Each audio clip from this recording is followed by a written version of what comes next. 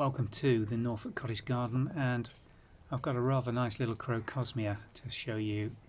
I think this is a relatively new introduction. It's an absolute stunner with a very unusual striated orange on orange with a deep crimson red band almost around the centre, with deep colours going right the way out, and it fades quite nicely as it shrinks back. Very prolific flowerer. This one's called Emily Mackenzie, and we were inspired to have a look at this and start expanding our Crocosmia collection here on the farm after our visit to East Ruston, where we saw the Crocosmia just finishing off. Now, I'm not certain whether this is going to be flowering naturally at this time in late August, or whether this is a consequence of it being potted up and just grown on late. But we are going to put this into the borders later, in addition to the Fireglow Crocosmia that we've had. I think this is going to be a little shorter. Seems to be standing in its pot naturally at the moment at around the 2–2.5 feet mark. But the amount of flower this is producing, considering these are bulbs just in pots, is absolutely spectacular. So I am hoping this is going to do very well here in Norfolk for us. These white Agapanthus again are being grown on in pots this year. They were purchased at the Sandringham Flower Show last year, where the Agapanthus stand being put on by one of the show gardens was inspiring, really. And these have really done very well, considering they are just potted on for the first year. Not massive crowns of bulbs on the base, but just look at the amount of flower that these have put on. And these have been flowering now here for about a week and a half to 2 weeks. So we're just starting to lose some of the first flowers and seed pods forming here. We've got 2 pots of the things, and the second one again, it's just a super beautiful white flower. This absolutely wonderful, standing really nicely in a pretty open position, and we've really enjoyed having those in the courtyard this late summer. Japanese anemones here in the east facing border in front of the house are doing very nicely, although they have been suffering from the drought along with everything else in the garden.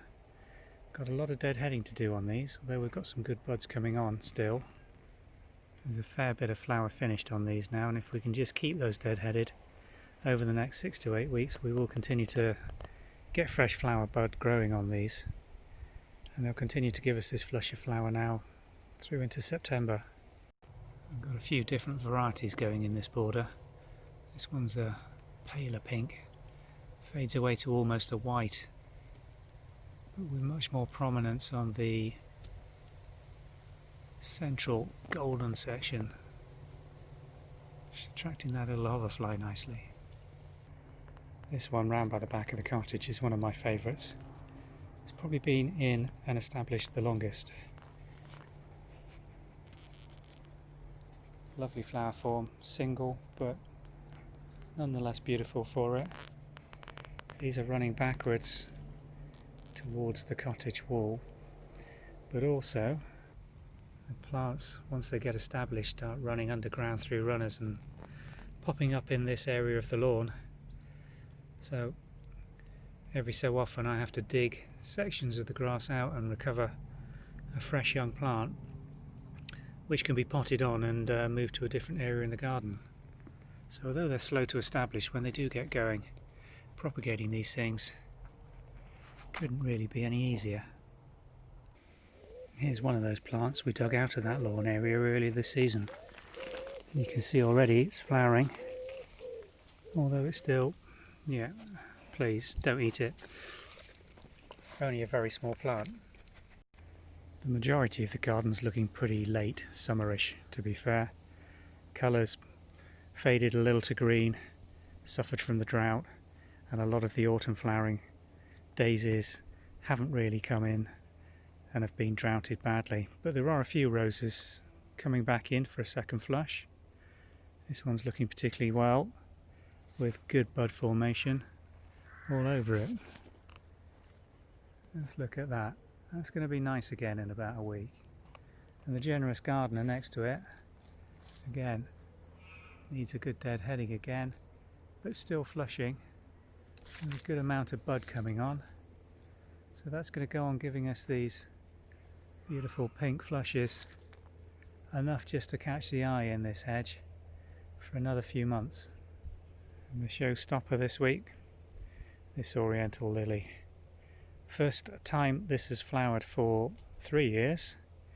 Last year it was just coming through the ground, and the whole thing, crown and everything, got eaten by either deer or rabbits. Didn't see what it was, but it really didn't make a comeback after that. It completely squashed it for the season. Whereas this year it's come back and is standing and flowering absolutely profusely, so pleased with that. Sometimes when you think you've lost things, it's best just to do nothing, leave them be, nature takes care of it, and back they come the following season. And the other splash of colour in the back of this border, less spectacular than the Oriental Lily, but just look at those rose hips forming on this. It's going to stand with that colour now. Will hold its leaf, this rose, right the way through the winter. We've got a good crop of hips coming right the way through this hedge. It's quite a mature planting, this. Needs a bit of tidying up. As you can see, it's looking very end of summerish. Need to get some of the bindweed out, which our problem in this border is that it butts onto farmland and there's a ditch and a natural hedge the other side. So we're constantly finding ground elder and all sorts of other perennial weeds coming into this border. But we'll keep going and we'll be rewarded by beautiful hips like this all season. One final little thing to show you this afternoon. Again, this late season lily, growing beautifully in this shady area just under the big ash tree. Probably benefit from more sun, this, but 2 flower spikes are rewarding us this year, and it's nice that this comes up in late August and flowers. They only last a couple of days each flower, but the heads do provide a succession of young buds that come up from the centre, so it will in effect go on flowering for around 2 weeks, this. And what a beautiful pink it is.